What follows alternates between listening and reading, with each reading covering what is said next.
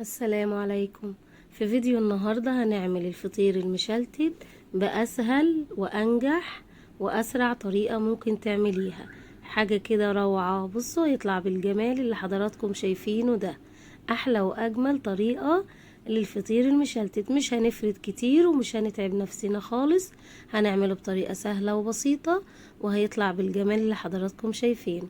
بصوا التسوية بتاعته صح وطعمه حلو جدا ومورق من جوه وجميل، وان شاء الله لما تعملوه هيعجبكم جدا جدا. يلا نسمي الله ونشوف الطريقة مع بعض، بس ما تنسوش تعملوا الاشتراك ولايك ويلا نبدأ.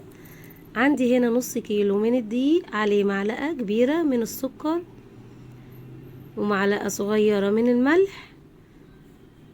نص كيلو الدقيق ده هيعمل لنا فطيرتين حلوين، وممكن تعمليه يعني ممكن هيعمل فطيرتين وسط، وممكن تعمليه فطيرة واحدة كمان هتبقى كبيرة وحلوة. هقلب كويس الدقيق مع الملح، وهنبتدي بقى نضيف المية بتاعتنا. المية دي مية من الحنفية عادية جدا.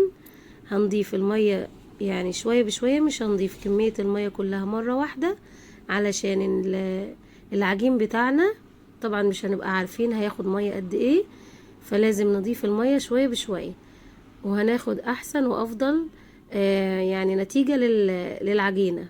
لما بتضيف المية شوية كده العجين بتاعنا بيبقى ليه عرق وبتاخدي منه افضل نتيجة. هنضيف المية زي ما حضراتكم شايفين وعجين كويس جدا، وبعدين هنعجنه ونرجع لحضراتكم تاني. بصوا انا بعد ما عجنته بقى ناعم بالشكل ده، لازم تعجنيه لغاية ما يبقى ناعم بالشكل ده، ونبتدي بقى نركنه على جنب ونجيب المادة الدهنية بتاعتنا. يعني لو عندك زبدة سيحيها بالشكل ده او سمنة، وهنجيب 3/4 الكوباية سمنة او زبدة، وبعدين هنضيف حوالي ربع من الزيت. انا قطعت العجين بتاعنا بالشكل اللي حضراتكم شايفينه ده كور صغيرة، ودهنت الوش بتاعها بزيت علشان وش الفطير بتاعنا ما ينشفش، وغطيتها وسبتها ترتاح. لازم علشان تاخدي احلى واجمل فطير مشلتت لازم تسيبيه يرتاح مش اقل من ساعة. هنسيبه يرتاح ونبتدي نفرد زي ما حضراتكم شايفين ده. شايفين الجمال؟ اسهل واجمل واسرع طريقة ممكن تعملي بيها الفطير المشلتت. حاجة كده روعة. بس من اسرار الفطير عشان يطلع معاكي بالجمال ده لازم يرتاح كويس، يعني مش اقل من ساعة علشان تاخدي افضل نتيجة. وهنبتدي بقى نفرد بالشكل ده ونحط المادة الدهنية بتاعتنا واطبق زي ما حضراتكم شايفين كده. هنجيب طرف كده وبعدين نحط الطرف التاني عليه، وهنحط في النص دهنة من السمنة بتاعتنا عشان الفطير بتاعنا يطلع مورق. لازم كل تطبيقة نطبقها نحط دهنة من السمنة. وهفرد كورة تاني زي ما حضراتكم شايفين. بصوا الجمال، مفيش اسهل ولا اسرع ولا اجمل من كده. بمجرد ما بنفردها كده في ثانية ونبتدي بقى نشد كده بتتفرد معانا وتطلع مورقة وتطلع خفيفة وتطلع حلوة جدا. هنعمل بقى الفطيرة، ولو اتقطعت مننا عادي مش هتعمل اي حاجة.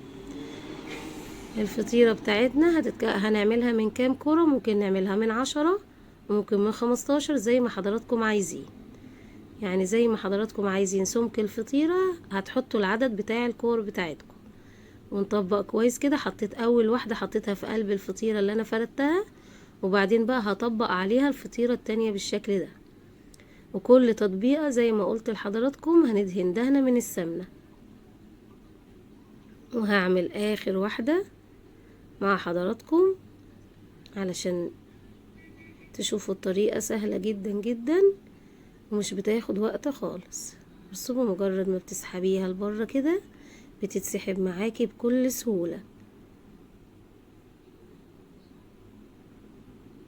بصوا الجمال ما شاء الله. كل ما بتفرديها كده بتتفرد معاكي بكل سهولة. والاطراف دي طبعا لازم نفردها عشان ما تبقاش ناشفة معانا. وندهن دهنة من السمنة ونرجع نحط اللي احنا عملناه ونطبق بنفس الطريقة بالظبط.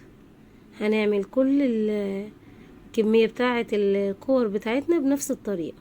وزي ما قلت لحضراتكم لو عايزين 10 هنعمل او 15 حسب سمك الفطيرة، بس انا عملت دي 10 من الكور وحطيتها في الصينية وغطيتها بكيس بلاستيك وسبتها ترتاح مش اقل من 10 دقايق، عشان لما نيجي نفردها بالشكل ده زي ما حضراتكم شايفين تتفرد معايا بسهولة في الصينية.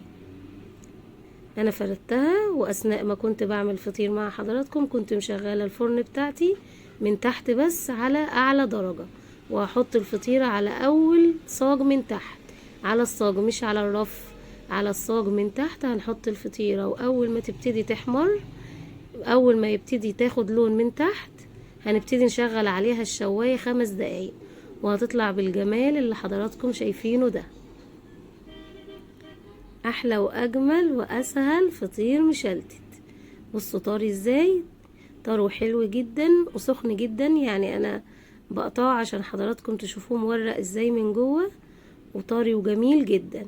ولو عايزاه يبقى طري معاكي، اول ما تخرجيه من الفرن على طول تغطيه بكيس بلاستيك وتركنيه، هيبقى طري بالشكل اللي حضراتكم شايفينه ده.